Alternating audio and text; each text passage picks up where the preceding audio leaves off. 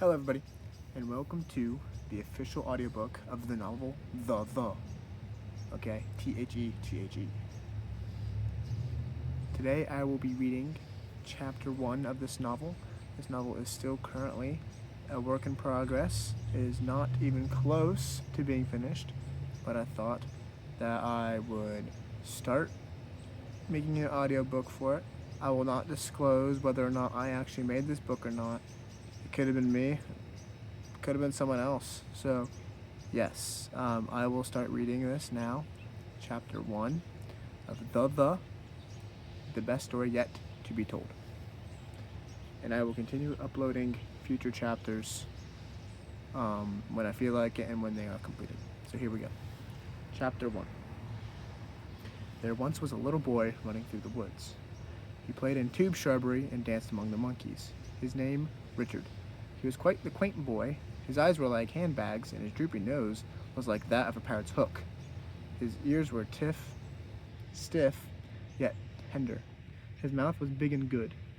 He had the forehead of an African elephant and the hairline of a cactus. His teeth were whiter than the color yellow, and his lips were various shades of red. You may have mistaken this young boy named Richard for a clown, perhaps even a street mime. He wore a striped shirt, however he did not escape prison. He was not a convicted felon. He was just a little boy who roamed all realms.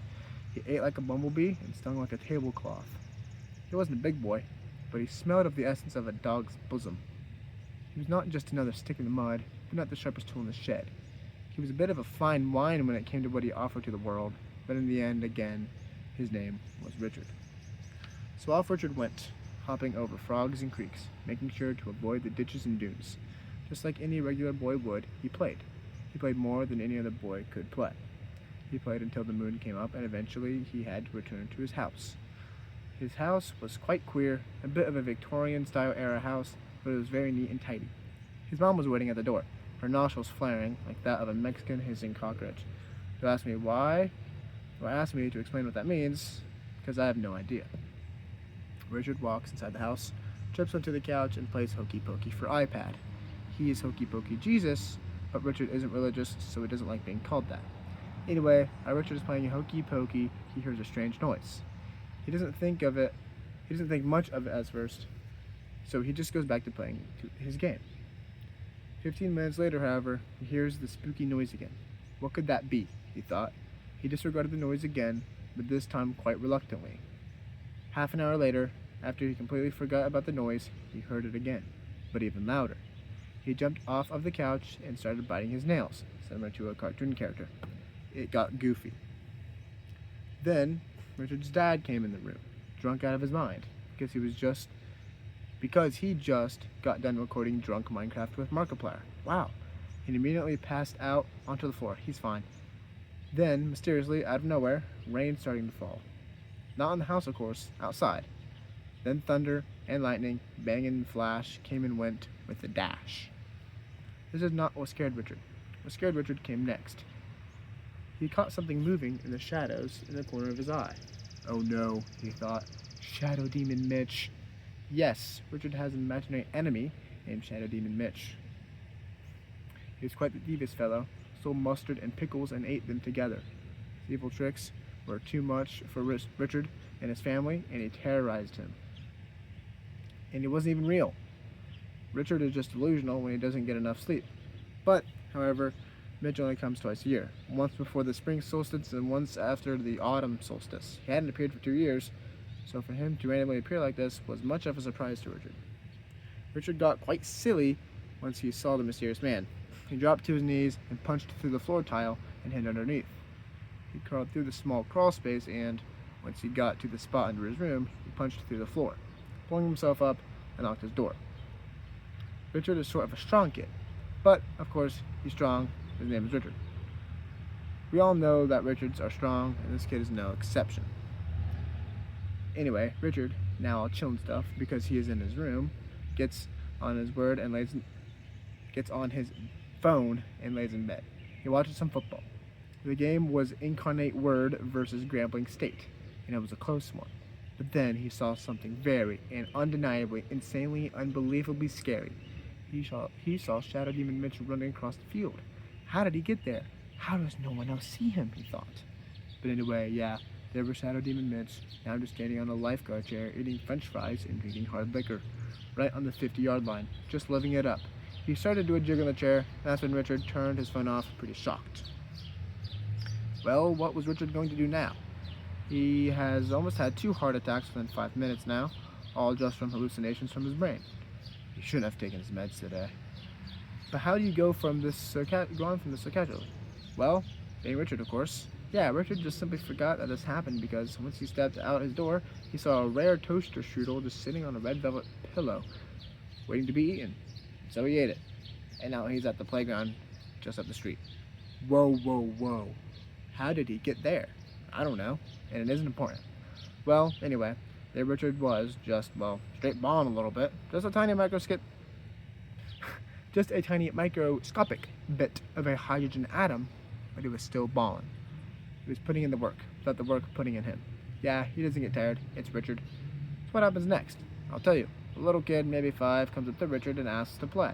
What does Richard do? Well, I'll tell you what he did, but first, let me let you in on a little background information on Richard. He eats a lot of Twizzlers.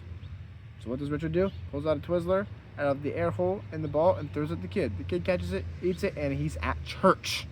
Okay, weird. But you have to understand one thing. Those Twizzlers were crazy. I know it sounds really wild that the Twizzlers will take you back to Sunday and put you in a church, like literally teleport you to the nearest church, but those Twizzlers will never appear again. That was the last one. Now, how'd they fit in the hole of the ball? Well, they are actually the Twizzler strings, you know, the ones that are like a piece of string. Yeah. So it was just kind of hanging out of the hole, and so Richard was able to pull it out. Amazing. So now that Richard has no more, what is he going to do when another kid comes up to him while he is doing his microscopically tiny level of balling at the park? Well, we got an answer just 10 minutes later. Another slightly older, maybe 7-year-old kid came up to Richard. He walked up to him like a buffoon and said, "What's up?" The kid had a kind of swagger that the other one didn't. Richard looked at the kid, long and hard, straight into his eyes. Then he pulled a dime out from the kid's ear. Whoa, magical! The kid was shocked, and as if a sudden 200-mile-per-hour wind gust had picked him up, he flew backwards to the other side of the street in which the playground was on. Okay, how did he do that? Well, the dime was actually an explosive. A little bit of TNT, and the kid was gone. But Richard, he's fine. The dime was specially manufactured, so that when it explodes, an invisible barrier is put between it and the detonator. Now, I know it seems I'm just putting in band-aids for the plot holes, but actually, in reality, I don't really care. Plot holes are just part of the story, so go with it. And I know things seem really random here. That's because they are. That's how they will always be. Alright, what happened? Alright, that happened. That's what I meant to say. So, this park that Richard is at is quite unique in the fact that it's actually sponsored by King of the Hill. What? Yeah, it really is. And yes, it's a TV show. Instead of climbing ladders to go down slides, you climb up boom howers to go down Dale Gribbles. Instead of swinging on swings, you swing on hand kills. Instead of climbing on monkey bars, you climb on bills. I've never seen anything like it before, and I suppose that must be the only one ever created. Now, isn't that quite random? Like, you'd think the theme would be a children's show, but King of the Hill, I'm not sure what they were thinking. Well, Richard is done balling now. Wait, what is he doing now? He's playing hopscotch. Yeah. Why in the world is he doing that? Well, he won the state championship in 4th grade a few years back, and he's in the running again, so he has to practice. In fact, he's actually more serious about hopscotch than basketball. I know it sounds very crazy, because it really is, but that's just the wild world of Richard. Hopscotch isn't the most competitive game on the planet, at least in most areas. Maybe a little match on the playground in 1st grade is just a little bit of silly fun, but in these competitions, it's blood, sweat, and many, many tears. Cursing, screaming, howling, you name it, that's what's going on in these matches. There have been fistfights and wrestling matches going on after the games because of people getting upset over losing the game or losing a bet. But it's just the nature of the beast. People are competitive. They want to win. Well, it's a long, grueling practice session today. 3 hours is quite insane, but with the competition in a week, Richard is going to need all of it. He has to go up against the defending state champion, Steve. Steve arguably should not have won last year, but the ref had money on his name supposedly, and so he won. That's the toughest thing with the young Stevie boy. He wasn't even great, he just had relations with the refs. Steve's dad owns a carrot company, and the ref was a spokesperson for that company. He bets on hopscotch games because his job as a spokesperson doesn't earn him enough money. And in order to ensure that he wins his bets, he refs. How has nobody found out about this? Well, he uses bribes to convince us not to tell any of the higher-ups who run the competitions, and it does work. Now that's a bit of a tangent, and I'm getting bored. So let's fast forward to the next day when Richard wakes up in the morning, a nice, peaceful Saturday morning, like usual. Nothing wrong about it, until he hears a loud boom in his backyard. That's when he looked out the window. He saw it. It was a spacecraft. Pretty stereotypical, you know. Maybe Saturday even Mitch was in it.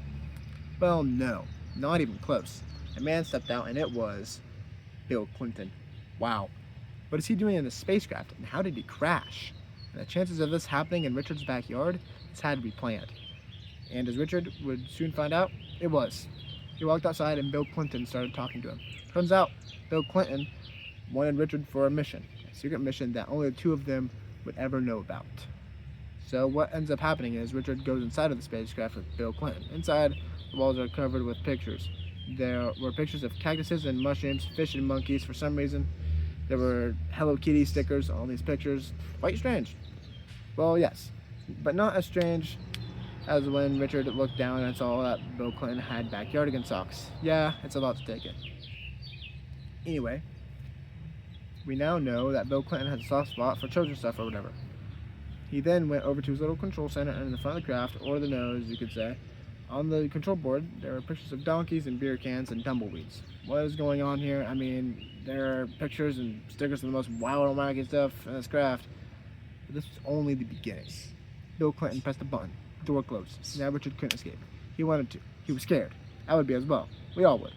But now, the spacecraft was taking off in the sky, and I gotta say, I have no idea how it still worked. That's by sheer luck, I guess. Well, there was old Bill, just sitting in his recliner, staring at the spacecraft. Now, I described the inside of the spacecraft. What about the outside? Well, it was blue. It was shaped like a cone. And on the flat end, there was an American flag waving. There were stickers with smiley faces on it. Strange. There was only one window, and it was the windshield, so to speak. And it was tinted pink. Sweet. Well, now, there were many thoughts going to Richard's head. Where are we going? Is there any way I can escape? What if he tries to attack me? Wait, I'll use the hokey pokey shot for that one. What about my parents? What will they think when I'm gone and they can't find me? Many scary thoughts, but not as scary as Bill Clinton's mean spit. He has a spit bucket next to him in which he spits. The spit is gross. The bottom of the bucket is a green pool. The bucket should have a hazard sticker on it because it's vile. All Richard can do is sit and watch him spit. It's so gross yet pretty mesmerizing. How does he produce so much? Such nasty green liquid coming right out of his throat. It's impressive, really. Every 3 minutes, a new green blob plops into the bucket. I wonder how long it takes for the bucket to get full. Realistically, probably not very long. The only question is, what happens if the bucket gets full? How does he dispose of liquid? Yikes, that's a scary thought. Well, we have been talking about Bill Clinton's alien spit frenzy while this happened. Bill Clinton got distracted by a flying sausage that someone threw in the air and crashed through a freakishly tall tree. It fell. An hour later, there was a news report. 5 dead. Oh my. Next, after that fiasco, flight continued. Richard and Bill Clinton had been flying for a whole hour at this point and had gone 50 miles. It was at this point that they accidentally went over the border without knowing it. The Mexican border. Oh well. But then the most wild thing of all happened. A spacecraft was nearly hijacked. Yeah, some Mexican guys flew up in a helicopter directly in front of the path of the spacecraft. Uh-oh. One guy then got out, with his wild mustache flailing in the wind, and climbed onto the spacecraft. He had a backpack on his back and a crowbar in his hand, and looked like he had the intent to use it. And he did. He kept banging on the roof of the spacecraft with it and broke through. He pried the hole open and fell through. Then what happened next will shock you. For some reason, he must have had bowling balls in his bag, because when he fell through the roof, he also fell through the floor. The others in the helicopter got scared because they thought we had thrown him out, and went away. What a sequence that was. Oh yeah, there was a news report on that too. A man found dead on the street. Everyone thought he got run over, but we all know what really happened. So what is this mission? What is the mission for this expedition? What's the point of this? Well, what's the point for this? And why did Bill Clinton need Richard to come with him? Well, the answer to these questions may surprise you. They even surprised me at first. A lot has happened already. This is only the start. It's a long road ahead. So there you have it. There's chapter 1 of the. Chapter 2 will soon follow. And yeah, that's it.